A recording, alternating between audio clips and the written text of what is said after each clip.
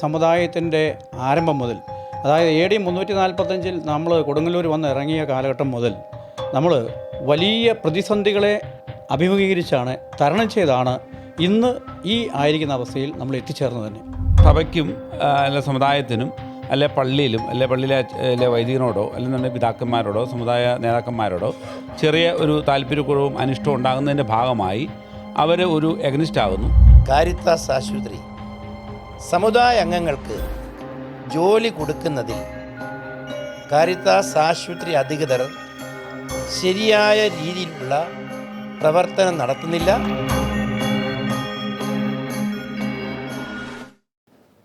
എല്ലാവർക്കും നമസ്തേ.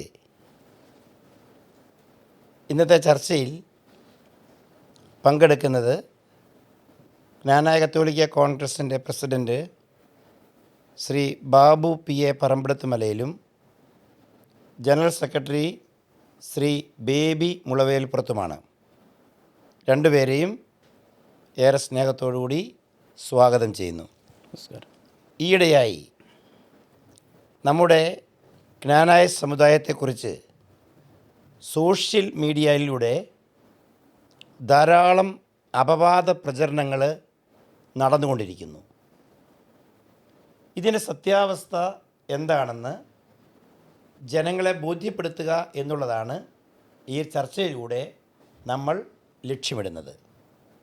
ജ്ഞാനായ കത്തോലിക്ക സമുദായത്തിൽ ഇന്ന് സോഷ്യൽ മീഡിയയിലൂടെ ഉണ്ടായിക്കൊണ്ടിരിക്കുന്ന ഒട്ടനവധി വസ്തുതാപരമല്ലാത്ത കാര്യങ്ങൾ, അതേക്കുറിച്ച് ജ്ഞാനായ കത്തോലിക്ക കോൺഗ്രസിൻ്റെ പ്രസിഡൻ്റ് എന്ന നിലയിൽ സാറിന് എന്താണ് പറയാനുള്ളത്? എൻ്റെ അറിവനുസരിച്ച് പറയുകയാണെങ്കിൽ നമ്മളുടെ സമുദായത്തിൻ്റെ ആരംഭം മുതൽ, അതായത് AD 345 നമ്മൾ കൊടുങ്ങല്ലൂർ വന്ന് ഇറങ്ങിയ കാലഘട്ടം മുതൽ നമ്മൾ വലിയ പ്രതിസന്ധികളെ അഭിമുഖീകരിച്ചാണ്, തരണം ചെയ്താണ് ഇന്ന് ഈ ആയിരിക്കുന്ന അവസ്ഥയിൽ നമ്മൾ എത്തിച്ചേർന്നത് തന്നെ. പക്ഷേ ഇപ്പോൾ ഈ അടുത്ത കാലത്ത് ഈ സോഷ്യൽ മീഡിയ കൂടുതൽ വ്യാപകമായതോടുകൂടി നമ്മുടെ സഭാപിതാക്കന്മാരെക്കുറിച്ചും നമ്മുടെ വൈദികരെക്കുറിച്ചും നമ്മുടെ സമുദായ നേതൃത്വത്തെക്കുറിച്ചും എന്തിനേറെ സമുദായത്തെക്കുറിച്ച് തന്നെ വലിയ രീതിയിൽ അപകീർത്തികരമായ പല കാര്യങ്ങളും പല കോണുകളിൽ നിന്നും പ്രചരിപ്പിക്കുന്നുണ്ട്.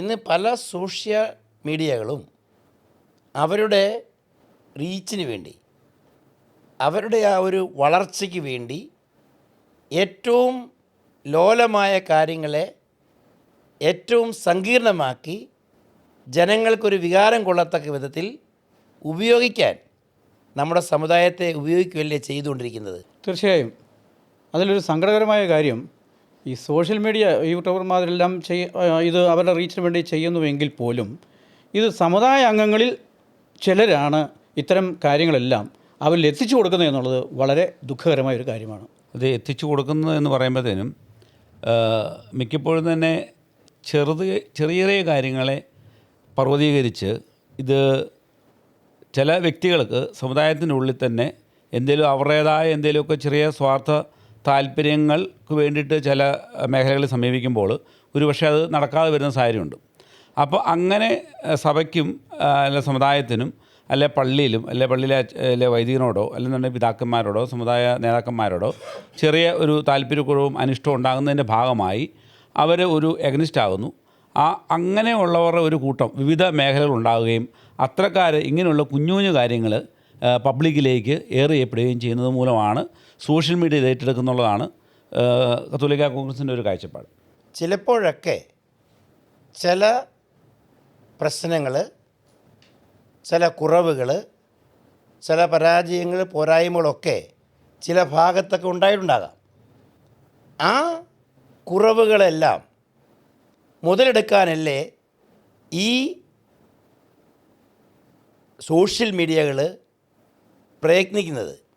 അതിന് നമ്മൾ അല്ലെങ്കിൽ നമ്മുടെ സമുദായ അംഗങ്ങൾ അല്ലെങ്കിൽ മറ്റ് സംവിധാനങ്ങൾ ഉപയോഗിക്കപ്പെടുന്നില്ലേ എന്ന സംശയമാണ് എനിക്കുള്ളത്. നമ്മുടെ ആളുകൾ സമുദായത്തെക്കുറിച്ച് മോശമായി ചിത്രീകരിക്കുന്ന ഈ പ്രവണത അത് വളർന്നു വരുന്ന നമ്മുടെ തലമുറയ്ക്ക് വലിയ ദോഷം ചെയ്യും എന്ന കാര്യത്തിൽ യാതൊരു സംശയമില്ല. പക്ഷേ ഇത് പരിഹരിക്കുക, ഇത്തരം പോരായ്മകളെല്ലാം പരിഹരിച്ച് നമുക്ക് എല്ലാവരെയും വിശ്വാസത്തിലെടുത്ത് മുന്നോട്ട് പോകുക എന്നതാണ് നമ്മൾ ഇന്നത്തെ ചർച്ച കൊണ്ട് നമ്മൾ ഉദ്ദേശിക്കുന്നത്. അതായത് സത്യസന്ധമായിട്ടുള്ള കാര്യങ്ങൾ പബ്ലിക് അറിയാൻ ആഗ്രഹിക്കുന്നവർ അറിയണം. അതാണ് ഇത്തരത്തിലൊരു ചർച്ചയിലൂടെയും ഉദ്യമത്തിലൂടെയും നമ്മൾ ലക്ഷ്യം വെക്കുന്നത്. കുറേ പേരെങ്കിലും കൺഫ്യൂഷനായിട്ടുണ്ട്, ഇതാര് പറയുന്നതാണ് ശരി എന്നുള്ളത്. സ്വാഭാവികമായിട്ടും കത്തോലിക്ക കോൺഗ്രസ് ഇങ്ങനൊരു വിഷയത്തിൽ മേൽ ഒരു ഡയറക്റ്റ് പെട്ടെന്നൊരു അഭിപ്രായം അല്ലെ പ്രതികരണം ചെയ്യാറില്ല. കാരണം അറിയാമല്ലോ, നമ്മൾ കത്തോലിക്ക കോൺഗ്രസ് ആധികാരികമായിട്ട് ഒരു കാര്യം പറയുമ്പോൾ പിന്നീട് അതിൻ്റെ അകത്ത് നമ്മൾ മാറ്റി പറയാൻ സാഹചര്യം ഉണ്ടാകാൻ പാടില്ല. അതുകൊണ്ട് കൃത്യമായിട്ട് പഠിച്ച് വസ്തുത മാത്രമേ പറയാൻ പാടുള്ളൂ. അത്തരത്തിൽ വസ്തുത പഠിച്ച് മറ്റുള്ളവർക്ക് മനസ്സാകത്തക്ക രീതിയിൽ എത്തിച്ചു കൊടുക്കുക. പുതിയ തലമുറയ്ക്ക് സമുദായത്തോട് ഉള്ള താല്പര്യവും അതുപോലെ സമുദായത്തോടുള്ള കൂറും വർദ്ധിപ്പിക്കാൻ തക്കത് വിധം ഇത്തരത്തിലുള്ള ചർച്ചകൾ പ്രയോജനപ്പെട്ടെ എന്ന് ആഗ്രഹിച്ചുകൊണ്ടാണ് KCC മുമ്പോട്ട് വന്നിരിക്കുന്നത്. കാരിത്താസ് ആശുപത്രി ഇന്ന് കേരളത്തിലെ ഒന്നാംകിട ആശുപത്രിയിലൊന്നാണ്. ഈ ആശുപത്രിയെക്കുറിച്ചും സോഷ്യൽ മീഡിയയിലൂടെ പല കിംവദന്തികളും പ്രചരിപ്പിക്കുന്നുണ്ടോ എന്നൊരു സംശയം എനിക്കുണ്ട്. പ്രത്യേകിച്ചും സമുദായ അംഗങ്ങൾക്ക് ജോലി കൊടുക്കുന്നതിൽ കാരിത്താസ് ആശുപത്രി അധികൃതർ ശരിയായ രീതിയിലുള്ള പ്രവർത്തനം നടത്തുന്നില്ല, അല്ലെങ്കിൽ ചില അലംഭാവങ്ങൾ വരുത്തുന്നുണ്ട് എന്നുള്ളതാണ് പൊതുവെയുള്ള ഒരു ചർച്ചയും അല്ലെങ്കിൽ പൊതുവെയുള്ളൊരു ചിന്തയും. അത് ശരിയാണോ? ഇത്രയും ഉയർന്ന നിലവാരത്തിലുള്ള ഈ ആശുപത്രിയെക്കുറിച്ച് ഇങ്ങനെയുള്ള കാര്യങ്ങൾ പറയുമ്പോൾ അതിനെ പ്രതികരിക്കാനോ പ്രതിരോധിക്കാനോ ആരും രംഗത്ത് വന്ന് കണ്ടിട്ടില്ല. സത്യസന്ധമായ കാര്യങ്ങളാണെങ്കിൽ അത് അങ്ങനെ പോകട്ടെ, അല്ലെങ്കിൽ സാറിന് വിശദീകരിക്കാൻ കഴിയുമോ? കാരിത്താസ് ആശുപത്രി ഇന്ന് കേരളത്തിലെ ഏറ്റവും മികച്ച രീതിയിൽ പ്രവർത്തിക്കുന്ന ഒരു ഹോസ്പിറ്റലാണ്. എനിക്ക് തോന്നുന്നത് ഈ OP പേഷ്യൻസിൻ്റെ എണ്ണം വെച്ച് നോക്കുകയാണെങ്കിൽ ഏതാണ്ട് 3000-നും 4000-നും ഇടയ്ക്ക് പേഷ്യൻസ് ഓരോ ദിവസവും അവിടെ വന്നു പോകുന്നു. അപ്പോൾ ഇത്രയേറെ പേഷ്യൻസ് വരുന്ന മറ്റൊരു ഹോസ്പിറ്റൽ കേരളത്തിലുണ്ടോ എന്ന് സംശയം തന്നെയാണ്. പക്ഷേ അവിടെ കാരിത്താസ് ആശുപത്രി ഇന്നോ ഇന്നലെയോ തുടങ്ങിയതല്ല. അത് വർഷങ്ങളായി പടിപടിയായി ഉയർന്നു വന്ന് ഈ നിലയിൽ എത്തിച്ചേർന്നതാണ്. പക്ഷേ വളരെ പെട്ടെന്ന് വലിയ കെട്ടിടങ്ങൾ പണിത് കോടിക്കണക്കിന് രൂപ ലോൺ എടുത്ത് വലിയ ഇതുപോലെയുള്ള ഹോസ്പിറ്റലുകൾ സ്ഥാപിച്ചു വരുന്ന സാഹചര്യത്തിൽ പല ഹോസ്പിറ്റലുകളും വലിയ നഷ്ടത്തിലാണ് ഓടുന്നത്. നമ്മളെ സംബന്ധിച്ചോളം കാരിത്താസ് ഹോസ്പിറ്റലിനെ സംബന്ധിച്ചോളം അങ്ങനെയൊരു ഭീഷണിയൊന്നുമില്ല, നഷ്ടമൊന്നുമില്ല, ലാഭകരമായിട്ട് തന്നെ പോകുന്നു. അതിൻ്റെ കാരണം നമ്മൾ വളരെ പെട്ടെന്ന് കെട്ടിപ്പടുത്തിയ ഒരു ഹോസ്പിറ്റലല്ല. പിന്നെ ഞങ്ങൾ ഈ ഒരു സാറ് പറഞ്ഞ ഈ ഒരു പരാതി ഈ അടുത്ത കാലത്ത് കേട്ടപ്പോൾ ഞങ്ങൾ KCC നേതൃത്വം നമ്മൾ ഇതിൻ്റെ ഉത്തരവാദിത്തപ്പെട്ട ആളുകളുമായി സംസാരിച്ചപ്പോൾ മനസ്സിലായ ഒരു കാര്യം, ഇവിടെ 30% ആളുകൾ അവിടുത്തെ നമ്മുടെ ജ്ഞാനായ സമുദായത്തിൽപ്പെട്ട ആളുകൾ തന്നെയാണ് ജീവനക്കാർ. ഏതാണ്ട് 3000-ലധികം ജോലിക്കാരാണ് അവിടെ ഉള്ളത്. നമ്മുടെ സമുദായത്തിലെ എണ്ണത്തിന് ആനുപാതികമായിട്ട് കൃത്യമായിട്ടും അവിടെ നമ്മുടെ ആൾക്കാരുണ്ട് എന്നതാണ് ഞങ്ങൾക്ക് മനസ്സിലാക്കാൻ സാധിച്ചത്. പിന്നെ ഇപ്പോൾ നമ്മൾ കൃത്യമായിട്ട് അവിടെ ചെയ്യുന്നുണ്ട്. ആരെങ്കിലും അവിടെ ജോലിക്കായിട്ട് ഒരു അപേക്ഷ കൊടുത്തു കഴിഞ്ഞാൽ അവൻ അദ്ദേഹത്തിൻ്റെ അപേക്ഷ സ്വീകരിച്ചോ ഒരു ജോലി കൊടുത്തോ എന്നുള്ളത് കൃത്യമായി അവിടെ രേഖപ്പെടുത്തുന്നുണ്ട്. ഇനി ആർക്കെങ്കിലും ജോലി കൊടുത്തിട്ടില്ല എങ്കിൽ അതിൻ്റെ കാരണവും കൃത്യമായിട്ട് അവിടെ രേഖപ്പെടുത്തുന്നുണ്ട്. അത് ഞങ്ങൾ ഇപ്പോഴത്തെ ഈ പോക്ക് വളരെ ശരിയായ രീതിയിൽ തന്നെ പോകുന്നു എന്നാണ് എൻ്റെ ഒരു വിലയിരുത്തൽ. നമ്മൾ ഈ കാരിത്താസിനെ കുറിച്ച് പറയുമ്പോഴത്തേനും നമ്മൾ ശ്രദ്ധിക്കേണ്ട വേറെ കാര്യം എന്ന് വെച്ചാൽ, ഈ ജ്ഞാനായ കത്തോലിക്കരായിട്ടുള്ള കോട്ടയം രൂപതാംഗങ്ങളായിട്ടുള്ള അനേക നേഴ്സുമാർ ഇന്ന് ഇന്ത്യയിലും ഇന്ത്യക്ക് വെളിയിലും ഒക്കെ വർക്ക് ചെയ്യുന്നുണ്ട്.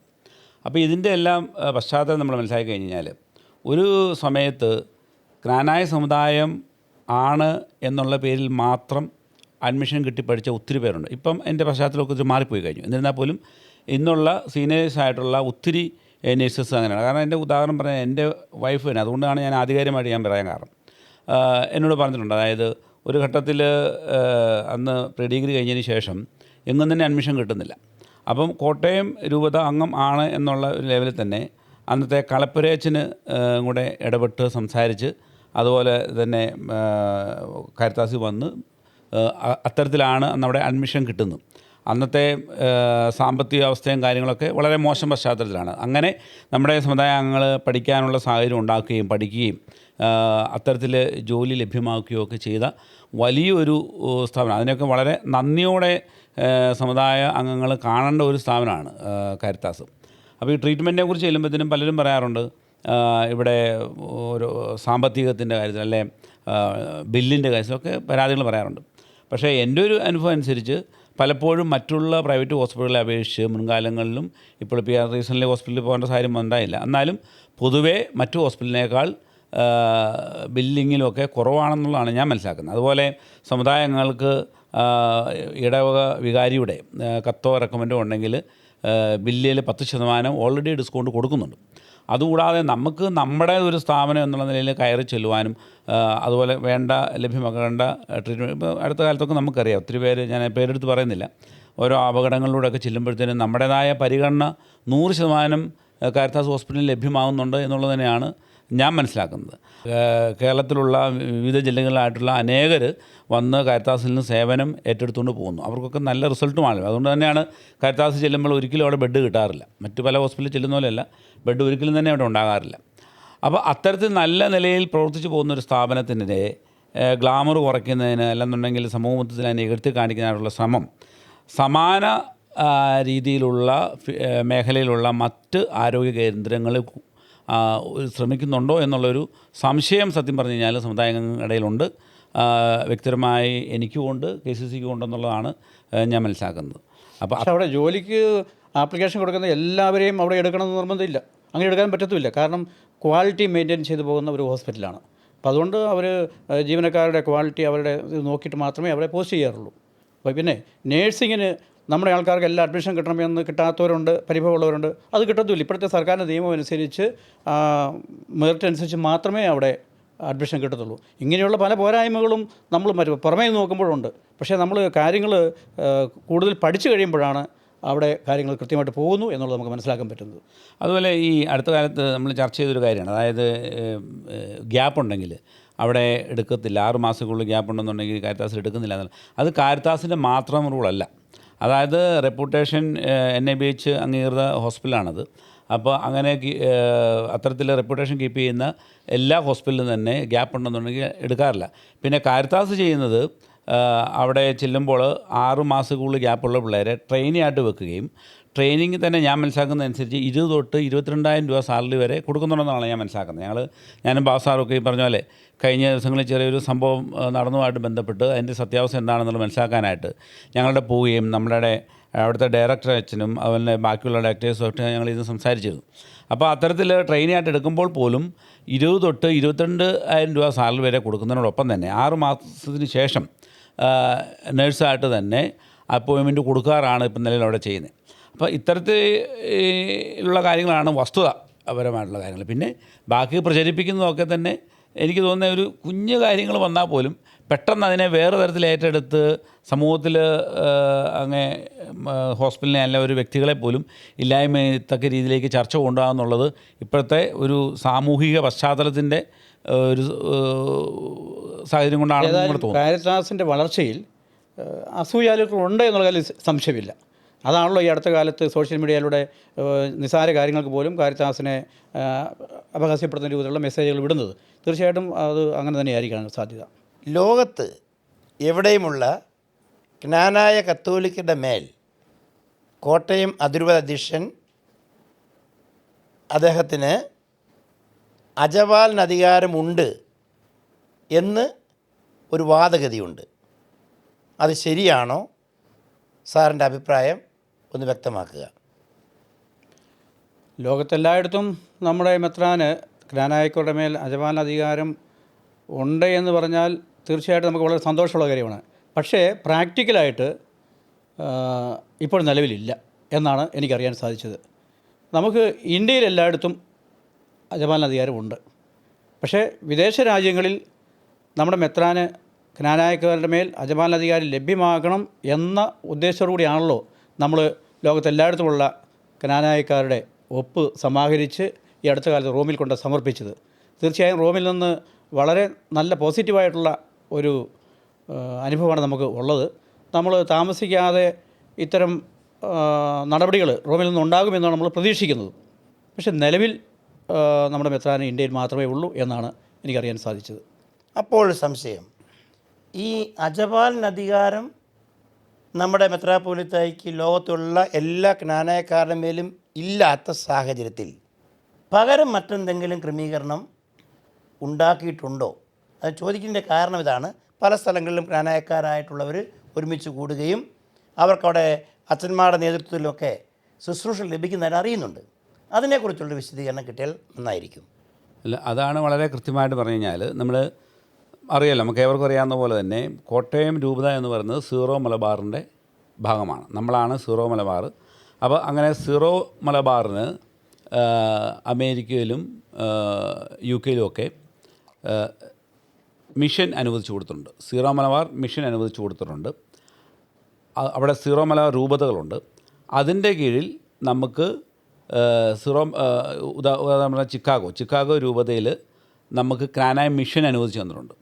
അപ്പം ക്നാനായ മിഷൻ അനുവദിച്ച് തന്നിരിക്കുന്നത് ക്നാനായക്കാർക്ക് വേണ്ടി മാത്രമാണ്. അത് UK-യിലാണെങ്കിൽ തന്നെ ഗ്രേറ്റ് ബ്രിട്ടൻ രൂപതയുടെ കീഴിൽ നമുക്ക് ക്നാനായ മിഷൻ അനുവദിച്ച് തന്നിട്ടുണ്ട്. ക്നാനായ മിഷൻ എന്ന് പറയുന്നത് ക്നാനായക്കാർക്ക് വേണ്ടി മാത്രമാണ്. അപ്പോൾ അവിടെ നമ്മുടെ തനതായ പാരമ്പര്യം ആയിട്ടുള്ള എൻഡോഗമി സംരക്ഷിച്ചുകൊണ്ട് പോകുന്നതിനും അങ്ങനെ ക്നാനായക്കാർക്ക് വേണ്ടിയിട്ട് ഒന്നിച്ചു കൂടുന്നതിനുമായിട്ടുള്ള റോമിൽ നിന്ന് ഇവിടുന്ന് കോട്ടയം രൂപത അധ്യക്ഷൻ്റെയും സീറോ മലബാറിൻ്റെയും റിക്വസ്റ്റ് അനുസരിച്ച് റോമിൽ നിന്ന് നമുക്ക് ഒരുക്കി തന്നിരിക്കുന്ന സംവിധാനമാണ് ക്നാനായ മിഷൻ.